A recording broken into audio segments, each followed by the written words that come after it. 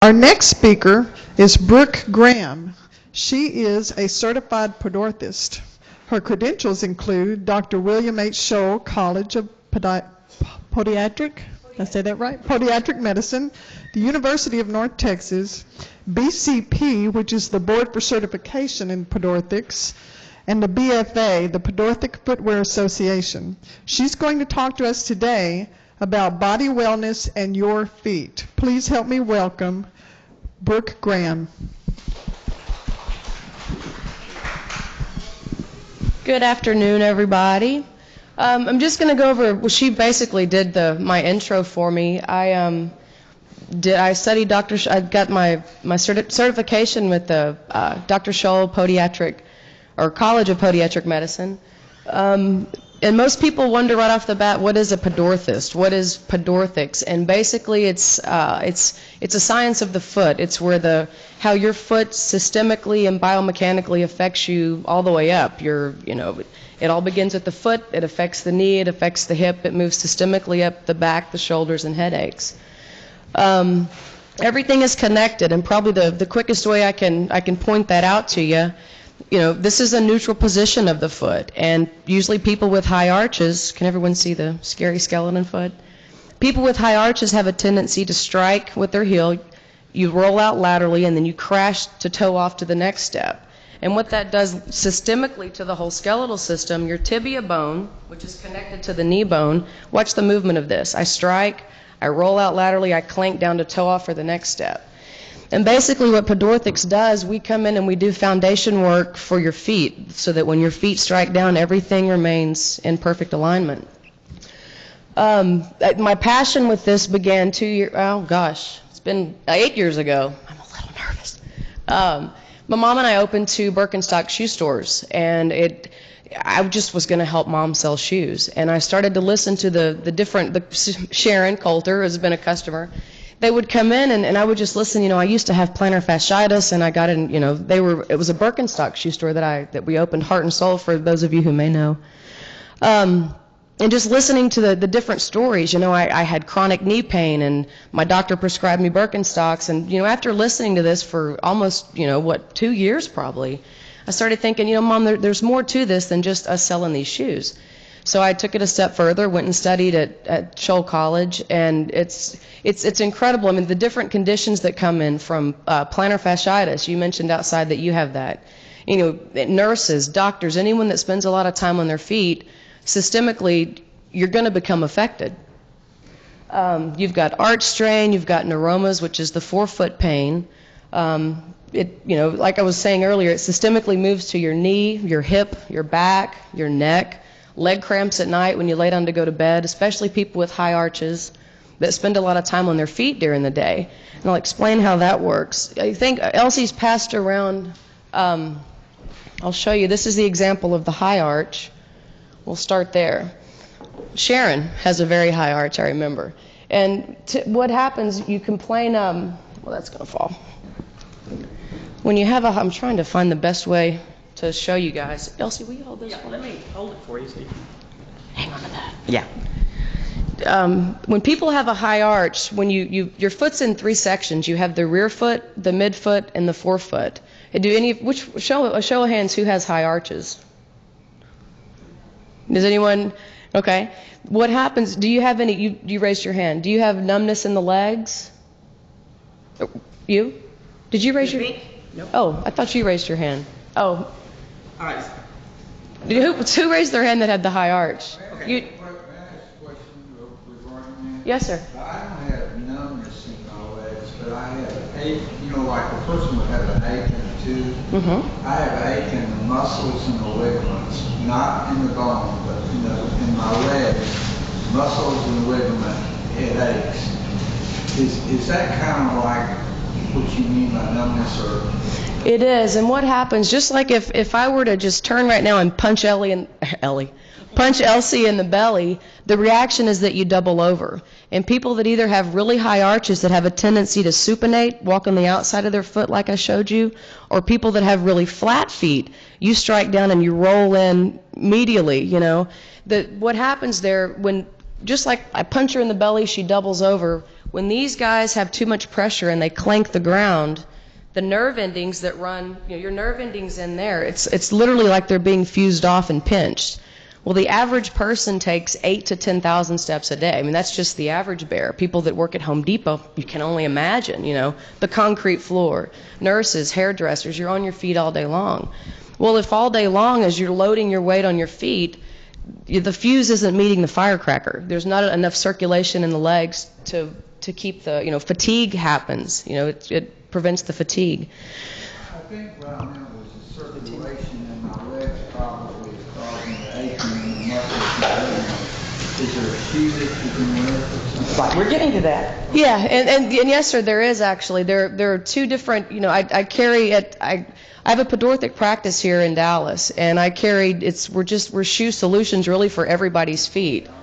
Oh, no. Please, if anybody has questions, do. I'm finally quit. I'm not shaking anymore. That's great. Okay.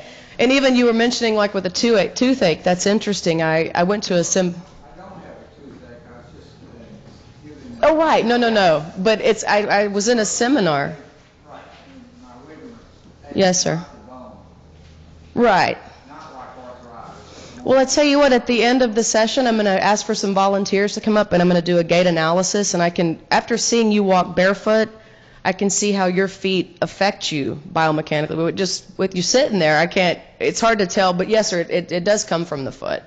But the interesting point was, in a seminar that I was in, even people with chronic TMJ, you've been back and forth to the dentist, they've done multiple surgeries. If the research that I did with the doctor in London, if you look at the person's foot and you align the foundation of your home, the kitchen wall stops cracking. Everything just slowly aligns up if you do it from the foot up. So thanks for reminding me of that point. Even a step further, once the customers got me so interested and I went to get my Pedorthic license, it opened a can of worms for me. During class one day, we were going over the neurological effects of feet. And the professor, he pointed out that if in fact, your cerebellum, which is your speech and movement, it's connected. I mean, your movement that shoots down to the foot, there's one common nerve that runs all the way up. And it's kind of, you can't really see it in my diagram, but it's in between those guys. And right before I left to go to Scholl College, a little boy came in that was about 5 years old, and he was autistic, and I had no idea. I'd never really been around children with autism. And I was watching him walk, and this was before I had gone to Dr. Scholl, like a week before I left. His feet were, completely flat. His little ankles were almost touching the ground. Well, we outfitted him. His doctor said he needed to get some Birkenstock, so Mom and I got him strapped in. And when I was gone, Mom called and said, hey, his mom brought him back into the store. And I don't know if any of you have been around autistic children, but they don't have much eye contact. They focus on one thing, and have you worked with autistic children? Yeah, and the focus is off. And after, there are literally 4 arches to your foot. And the way that this product manipulates your foot, it opens up the fuses that, remember when I told you about the clamping together? The fuse meets the firecracker. His speech and movement became compellingly different. His teacher even sent a letter home with his mom stating, wow, he actually sits in the group and he looks at me while I'm reading the story. So it kind of opened I was like, wow, okay, it makes sense. The foot, the cerebellum, the whole thing. So really what we do when the patients come into the practice, we determine your activity levels. How many hours a day do you spend on your feet? What do you do for recreation? What type of flooring do you have in your home? Do you have hardwoods at home? When you get up to go use the restroom, are you spending those 20 steps back and forth, clanking your little bones? It makes a difference if you have the symptoms that we've talked about, the plantar fasciitis, the heel pain. Makes a big difference. Gosh, I didn't think I'd be this nervous, Elsie. I apologize, y'all. I talk about this every day, all day, but not to y'all. Not on a microphone.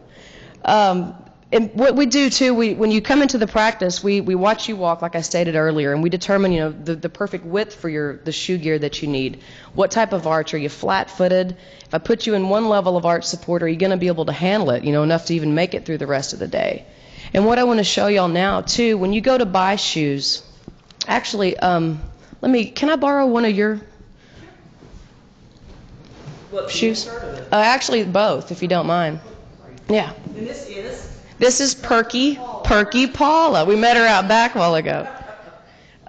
When you go to buy a shoe, and people that, I wish I had the time to watch all of you walk, but when you go to pick up a shoe, it's important that, I'm going to let you know that for me. Do you see how much movement allowance is in this shoe?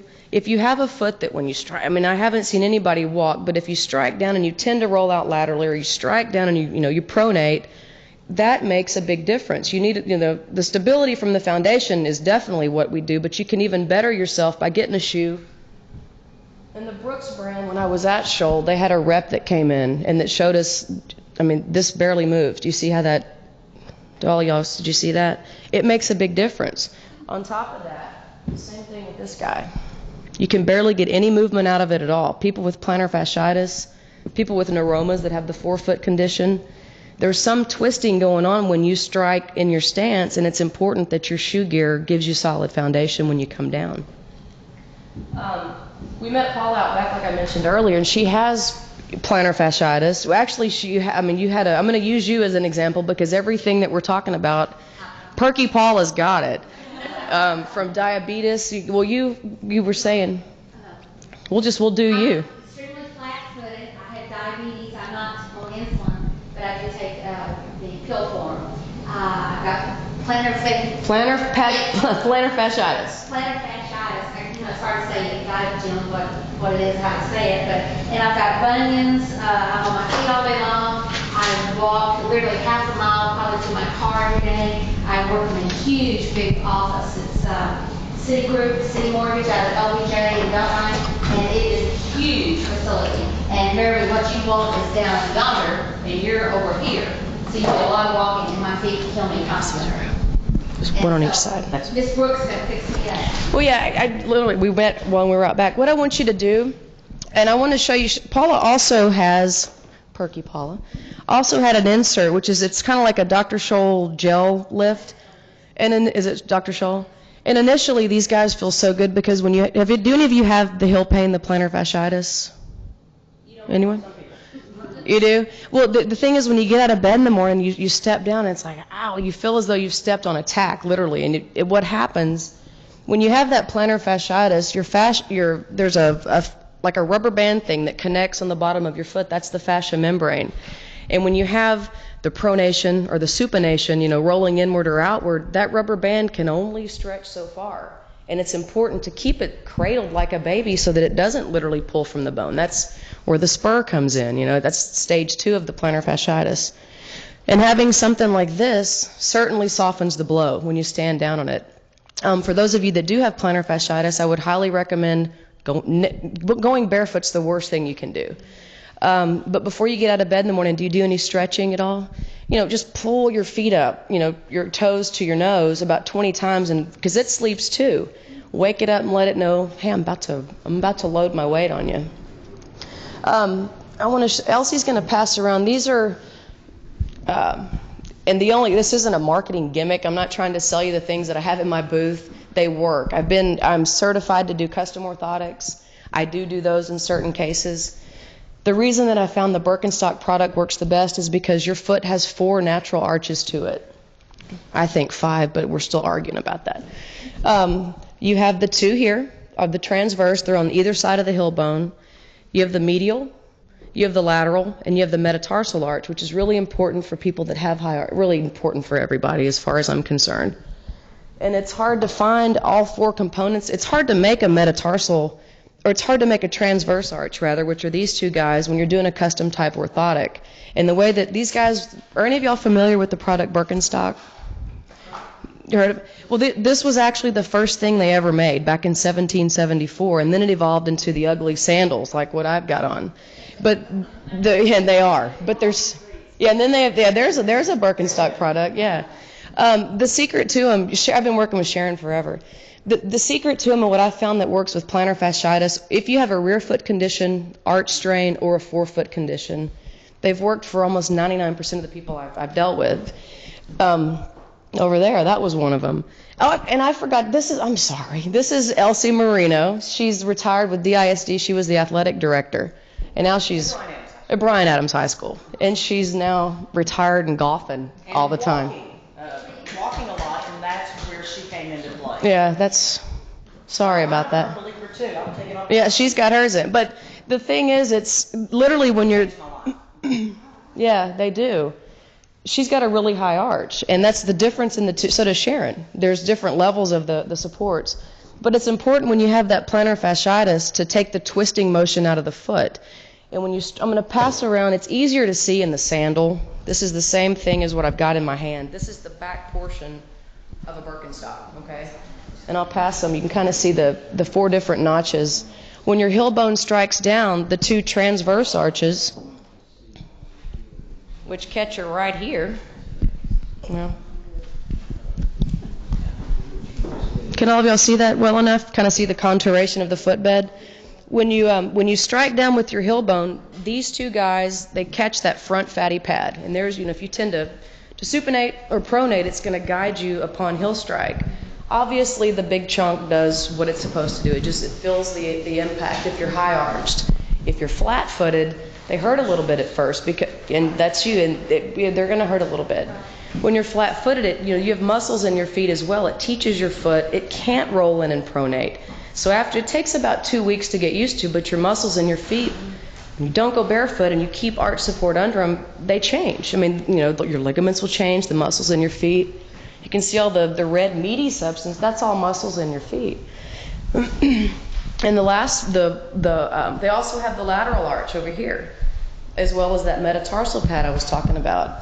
And we naturally tend to distribute our body weight very forward. People that have back pain, shoulder pain, neck pain, do you have that too?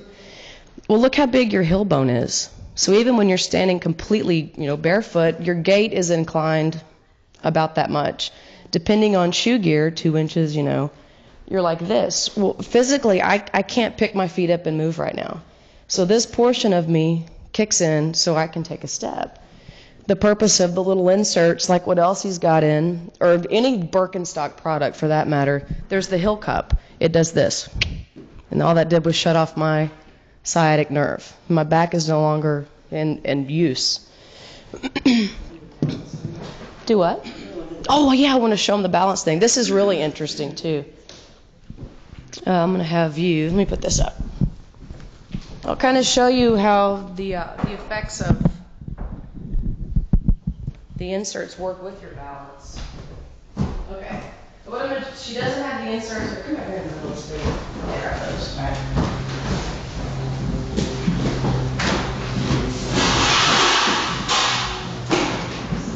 Okay. It's not a party till something gets broken. Right? She doesn't have the inserts under her feet right now. Now watch how her stability and just her balance can easily be.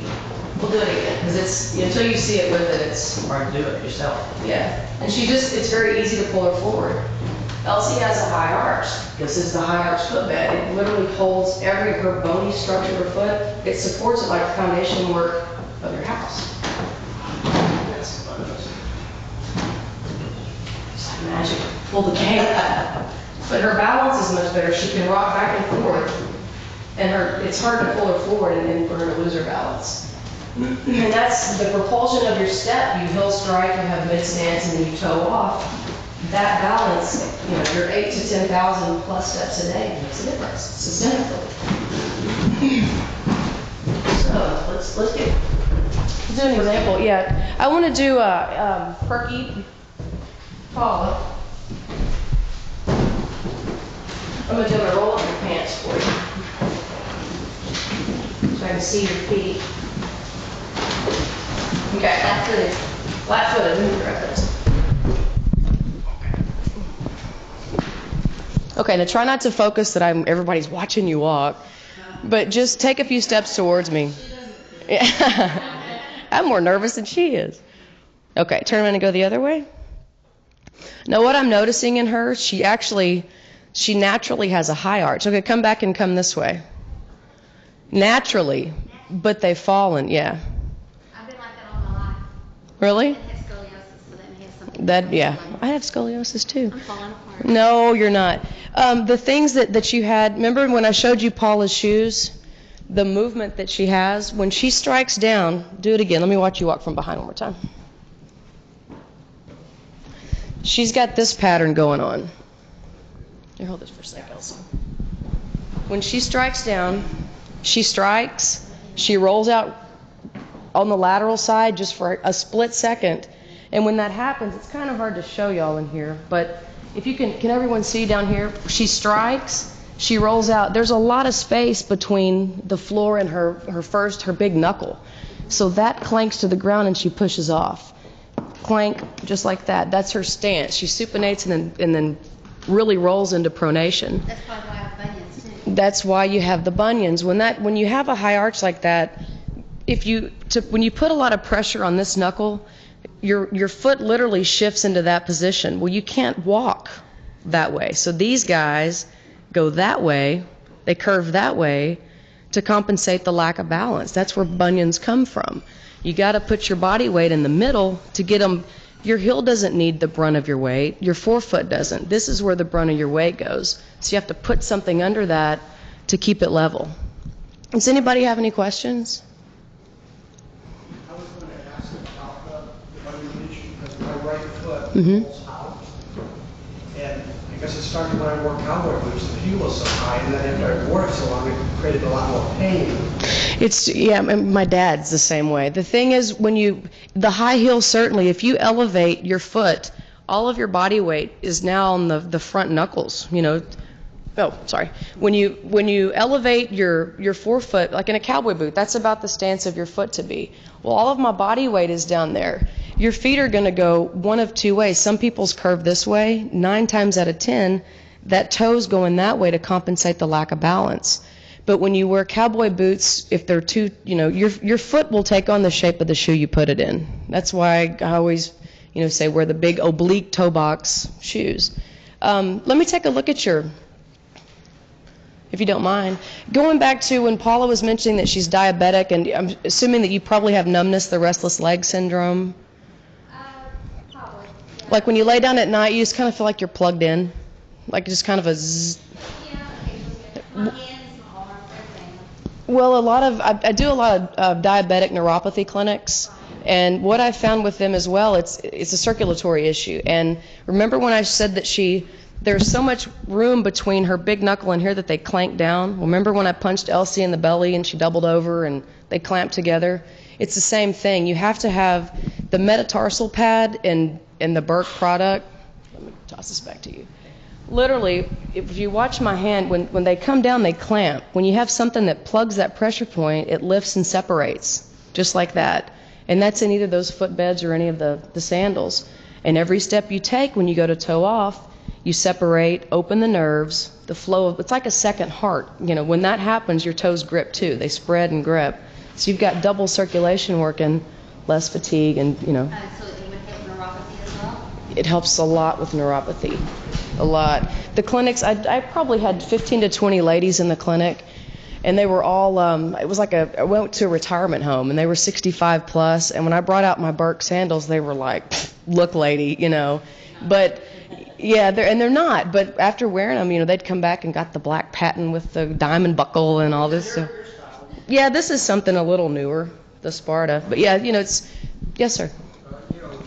She brought me over 2 inserts like this, one for this one and one for the other. Does that help? But it has to be. I think that is one of mine. Let me, Yeah, we were. yes, sir. Oh, But he has yours a 13, that's 11. One in each shoe. uh-huh. That's what I need. Well, yes, you need to be sized. They come in different arch lengths, so I think that's an 11. Wrong side, yes, that's 11. Yes, sir. Okay, if you'll just take a couple steps towards me. Well, we just want you to feel it. Yeah, you've got, literally, you guys almost have the same feet. Let me watch you walk. Turn around and go that way. Yeah, what happens is the same thing. He strikes with his heel, he rolls out laterally. There's a lot of room there, so he rolls to clank to toe off, and when that happens, your toes go sideways to compensate the lack of the balance. If you stop all that and manipulate the movement like a steering wheel, that it doesn't happen throughout the step. 5 minutes? Okay. Any more questions? In the shoe pattern wear, yes. I can't wear athletic shoes to work, so. Hold on just 1 second, we got a question. I can't wear athletic shoes, so have you found any style of shoe that gives you the arch support and that don't roll, that are stiff-sided, like a lady's slip-on or something you could wear in the office? Like it's not a tennis shoe? That's the problem. I mean, when you get into an orthopedically sound shoe, none of them are beautiful, and that's the biggest feat, that I have come into outfit. Ladies, like you were talking earlier, you'd like to wear, not wear pants with this. Yeah, I have some shoes that will suffice. They don't look anything like a Pretty Little Nine West, but they, it's a sleek black look, and if you put the arch support in it, if you can keep the structure of your foundation from moving at the bottom with a good art, we would make sure we put you in the right one. It gives you more support from the ground up. It's not that you need an ankle boot to, that helps too. The bottom is more important than the side of it. Right. Yes, the side helps. Yeah, that's why I say do the twist test on your shoes, because like Nikes, you can, it's like you can wring them like a dish rag, and you see all the Mavericks and the Cowboys running up, and they have knee injuries and ankle injuries, and it's like, can I call somebody and just let them know to get a good tennis shoe? Yes, sir. My wife has terrible heel spurs. Plantar fasciitis, which is where the first stage of that is, probably 99% of my business, and I don't, thank goodness for it. It's what, but it's typically it takes 2 weeks to rid the pain, but in a couple of months we can have her completely out of it. If she'll it's compliance is the key. You have to do what we tell you to do. Okay? Yes, ma'am. So you have something for a diabetic that works in a professional setting so that the shoe may not be lovely, but it'll be functional? Yes, ma'am. And the restless leg syndrome and the things that come with diabetes, right. No. That's where the footbed comes in. Yes, ma'am. Yeah. Okay, I think they're telling me cut it. Okay, thank y'all very much for coming.